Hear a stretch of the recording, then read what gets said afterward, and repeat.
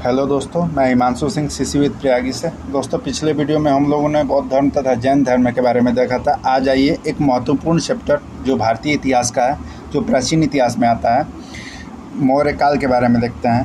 तो चलिए स्टार्ट करते हैं। चंद्रगुप्त मौर्य कौटिल्य की मदद से घनानंद पर आक्रमण कर मगध का सम्राट बना। यह मौर्य सम्राट का संस्थापक, विजेता तथा एक कुशल सेनानायक था। इसने भारत के पश्चिमोत्तर भाग पंजाब में एक विशाल सेना तैयार की तथा अंतिम नंद शासक घनानंद पर आक्रमण किया तथा उसका अंत किया। प्लूटार्क कहता है कि इसने 6 लाख की सेना लेकर समस्त भारत को रौंद डाला तथा इसी प्रकार जस्टिन कहता है कि सिकंदर द्वारा जीते गए जो क्षेत्र थे उसको भी चंद्रगुप्त मौर्य ने पुनः जीत लिया। साथ ही जस्टिन चंद्रगुप्त की सेना को डाकुओं की सेना कहते हैं। यह क्वेश्चन पूछा जाता है कि कौन से विद्वान ने चंद्रगुप्त की सेना को डाकुओं का सेना कहा था। वह था जस्टिन। चलिए चंद्रगुप्त के बारे में देख लेते हैं। चंद्रगुप्त का जो प्रधानमंत्री था, सलाहकार या पुरोहित था, वो कौटिल्य था। कौटिल्य ने एक पुस्तक लिखा जिसे अर्थशास्त्र कहते हैं, जिसकी भाषा संस्कृत थी, जो ब्राह्मणी लिपि में लिखी गई थी तथा जो विषय इसका था, जो अर्थशास्त्र में लिखा गया, वो राजनीतिक पुस्तक है। जो अर्थशास्त्र है वो राजनीतिक है, जिसमें राज्य का निर्माण कैसे कैसे होगा इसलिए लिखा गया है। इसके भाग 15 भाग हैं। जो 15 भाग है वो यह है। पहले भाग में कर की व्यवस्था है, दूसरे में नागरिक प्रशासन, तीसरे में दीवानी कानून, चौथे में फौजदारी, फिर 5वें में कुछ विशेषाधिकारों की नियुक्ति का प्रावधान है, फिर 6वें में है सप्तांग सिद्धांत, जिसमें राजा, अमात्य, जनपद, दुर्ग, कोष, बल चाहे सेना या मित्र के बारे में बताया गया है। 7वें से 15वें भाग तक विदेश नीति, युद्ध नीति की चर्चा करता है। जो 7वें से 15 भाग है, इसमें विदेश नीति तथा युद्ध नीति के बारे में बताया गया है कि चंद्रगुप्त कैसे राज्यों को कैसे युद्ध नीति और विदेश नीति को लेकर चलना चाहिए। चलिए देख लेते हैं आगे। नेक्स्ट, चंद्रगुप्त को भारत का प्रथम राष्ट्रीय शासक कहा जाता है। इसने न केवल मौर्य साम्राज्य की नींव रखी, अपितु अखिल भारतीय साम्राज्य भी स्थापित किया।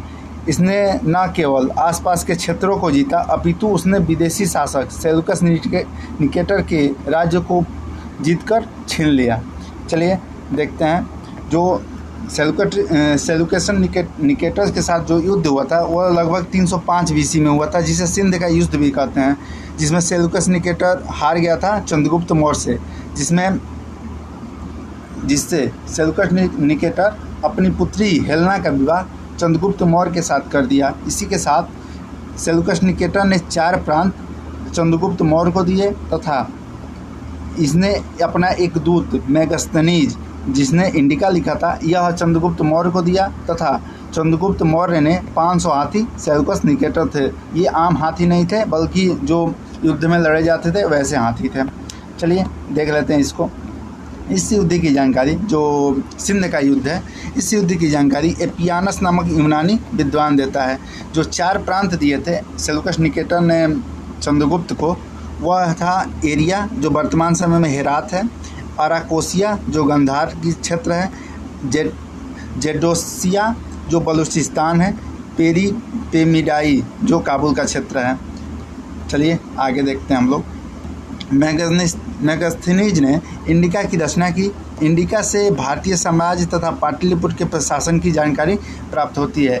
इंडिका में मेगस्थनीज ने 7 जातियों का वर्णन किया है, जो इस प्रकार है।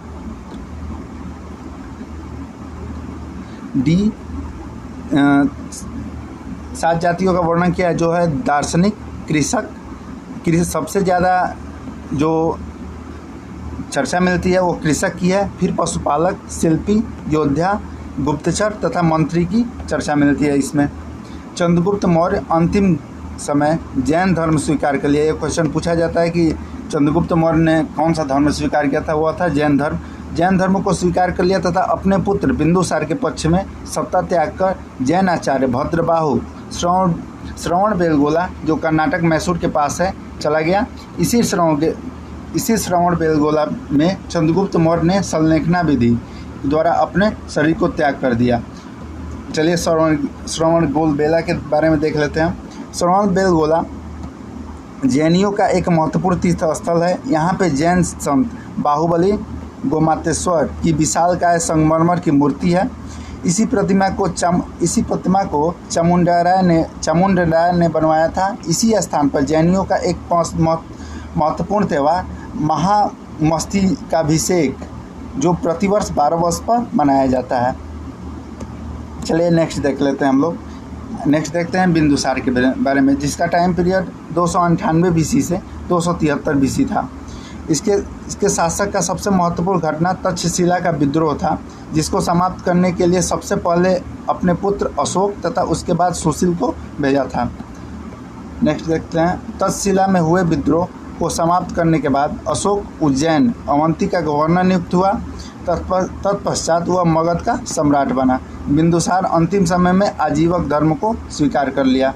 बिंदुसार दक्षिण भारत के विजेता के रूप में भी जाना जाता है। यह क्वेश्चन पूछा जाता है कि कौन मौर्य शासक ने दक्षिण भारत को जीत लिया था? वह था बिंदुसार। तिब्बती विद्वान तमाकार नाथ बिंदुसार को 2 समुद्रों के बीच की भूमि का विजेता कहते हैं। यह भी क्वेश्चन पूछा जाता है। बिंदुसार विदेशी संबंधों के लिए भी जाना जाता है। इसने मिस्र के शासक टालमी फिलाडेल्फ के साथ संबंध स्थापित किए। इसने विदेशी संबंध सीरिया के साथ भी अच्छे थे। सीरियाई शासक एंटियोकस अपना राजदूत जिसका नाम था डायमेकस को बिंदुसार के दरबार में भेजा था। बिंदुसार डायमेकस के माध्यम से सीरियाई शासक ने से 3 वस्तुओं की मांग की थी, जो था मीठी मदिरा, सूखी अंजीर तथा दार्शनिक। सीरियाई शासक इसमें से 2 मांगों मीठी मदिरा तथा सूखी अंजीर को दे दिया, लेकिन दार्शनिक देने से मना कर दिया, क्योंकि सीरियाई कानून इसकी आज्ञा नहीं देता था। सबसे बड़ा मंत्रिपरिषद बिंदुसार का ही था, जिसके सदस्यों की संख्या 500 थी तथा उसकी अध्यक्षता खलटक नामक विद्वान करता था। इस मंत्रिपरिषद में बिंदुसार ने गांव के मुखियाओं को भी शामिल कर लिया था, जो निचले स्तर के प्रशासन को दर्शाता था। नेक्स्ट देखते हैं हम लोग अशोक के बारे में।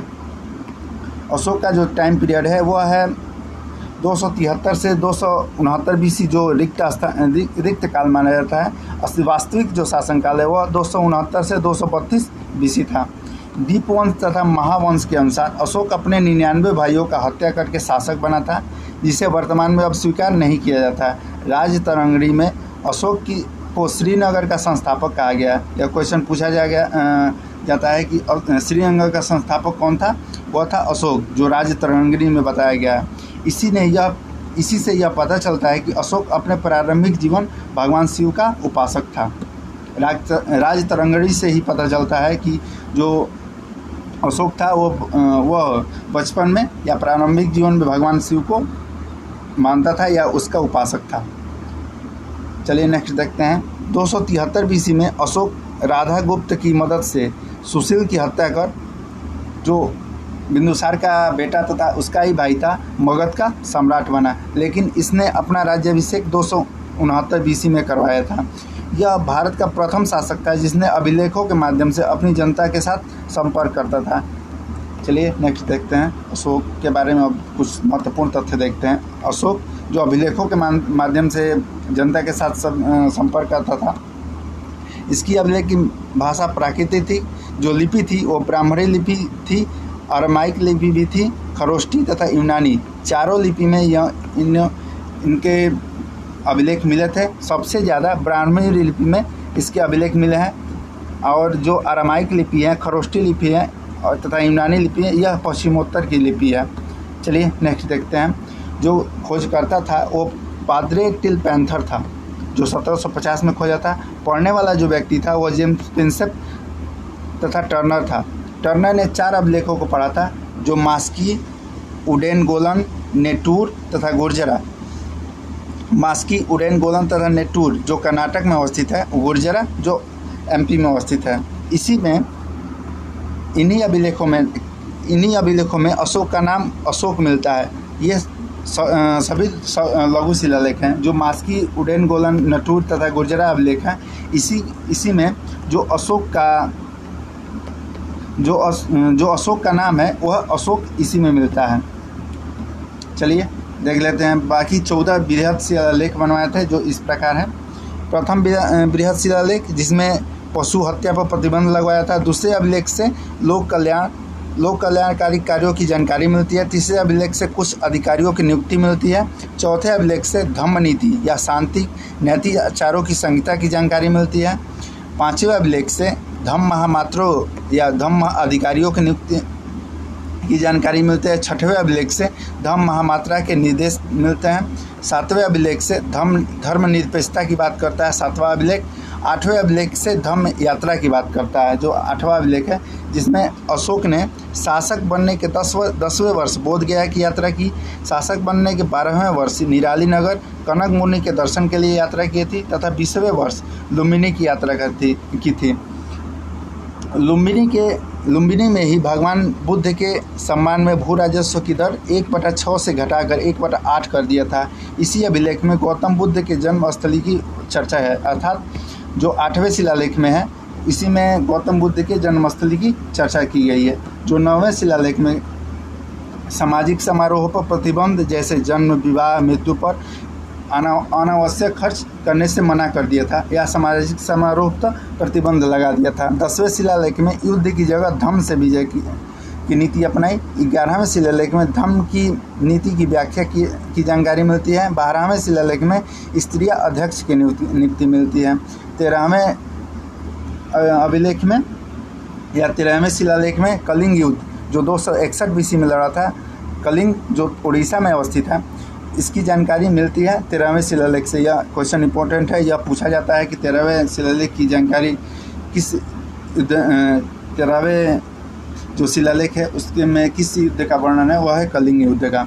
14वें शिलालेख में धार्मिक जीवन जीने के लिए प्रेरित करता है जो कर्तव्यों के साथ जीवन, यह 14वें शिलालेख में बताया गया है। नेक्स्ट देखते हैं। अशोक अपने अभिलेखों में भगवान बुद्ध, धम्म, बौद्ध संघ का उल्लेख किया है। अशोक अपने अभिलेखों में भगवान बुद्ध के धम्म, बौद्ध संघ का उल्लेख किया है, लेकिन बौद्ध सभाओं का उल्लेख नहीं किया है। अशोक अपने स्तंभ शिलालेख में शीर्ष पर पशुओं का अंकन करता है जो निम्न है। बसाड़ में एक शेर है, जो संकिसा है उसमें एक हाथी, रामपुरवा में एक बैल, लौरिया नंदगढ़ में एक शेर, सांची में 4 शेर तथा सारनाथ में 4 शेर। जो सारनाथ का स्तंभ है वहीं को भारत सरकार ने अपने प्रतीक चिन्ह अपनाया है। चलिए नेक्स्ट देख लेते हैं। स्तंभ अभिलेख पर विदेशी प्रभाव देख लेते हैं। कुछ विद्वान मानते हैं कि जो अशोक का शिलालेख है या जो अशोक का स्तंभ है उस पर विदेशी प्रभाव था। चलिए देख लेते हैं कैसे।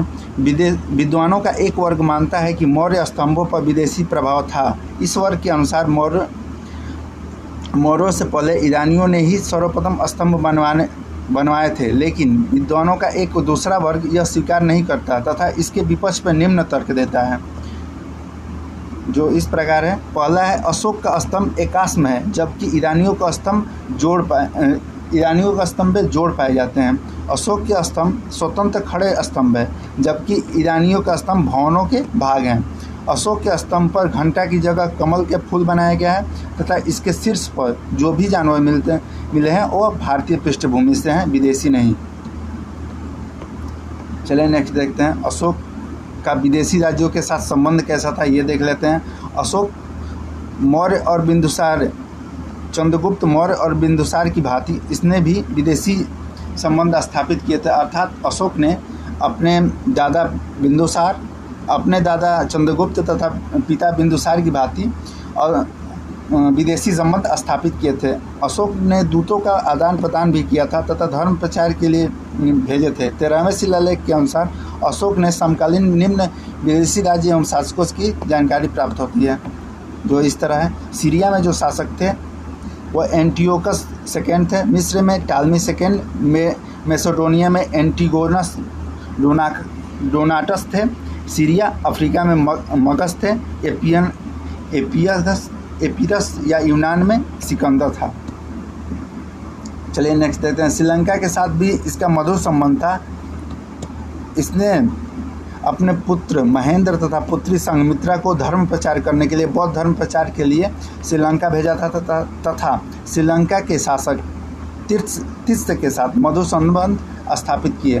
भारत म्यांमार के साथ भी अच्छे संबंध थे। इसने म्यांमार को सोन तथा उत्तरा को धर्म प्रचार के लिए भेजा था। जो म्यांमार में बौद्ध धर्म का प्रचार प्रसार कर रही है के लिए अशोक ने अपने पुत्र सोन तथा उत्तरा को धर्म प्रचार के लिए म्यांमार भेजा था। नेक्स्ट देख लेते हैं। तिब्बती बौद्ध ग्रंथों के अनुसार अशोक ने अपने पुत्री चारुमती का विवाह नेपाल में किया था, अतः नेपाल के साथ भी इसके अच्छे संबंध थे। नेक्स्ट देखते हैं। मौर्य काल में कुछ महत्वपूर्ण गुफाएं देख लेते हैं। मौर्य शासकों द्वारा बिहार के गया में बराबर तथा नागार्जुनी पहाड़ी पर कुल 7 गुफाएं निर्मित किए थे, जो इस प्रकार हैं। बराबर पहाड़ी पर अशोक ने 4 गुफाओं का निर्माण किया था, जो निम्न है। सबसे पहला है सुदामा गुफा, फिर कर्णचौपर गुफा, लोमस ऋषि गुफा तथा विश्व झोपड़ी। इसी प्रकार अशोक के पौत्र दशरथ ने नागार्जुनी पहाड़ी पर 3 गुफाओं का निर्माण किया था, जिसे बहियका गुफा, बड़थिका गुफा तथा गोपिका गुफा का नाम दिया गया है। इन समस्त गुफाओं को आजीवक संप्रदाय के लोगों को दान कर दिया गया। चलिए देखते हैं मौर्य प्रशासन उस समय का कैसा था। मौर्य साम्राज्य राजनीति का स्वरूप मूल रूप से केंद्रीयकृत था। एक विशाल प्रशासनिक ढांचे के माध्यम से वर्तमान के अफगानिस्तान से लेकर कर्नाटक तक के क्षेत्र का नियंत्रण किया जाता था। प्रशासन नीचे से ऊपर तक श्रेणीबद्ध रूप से पिरामिड नुमा की भांति काम करता था, जिसके शीर्ष पर राजा होता था, जिसे निम्न चित्र के माध्यम से समझा जा सकता है, जो इस प्रकार है।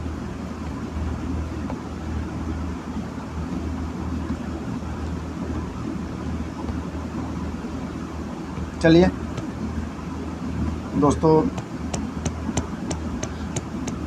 आगे हम लोग नेक्स्ट वीडियो में देखेंगे।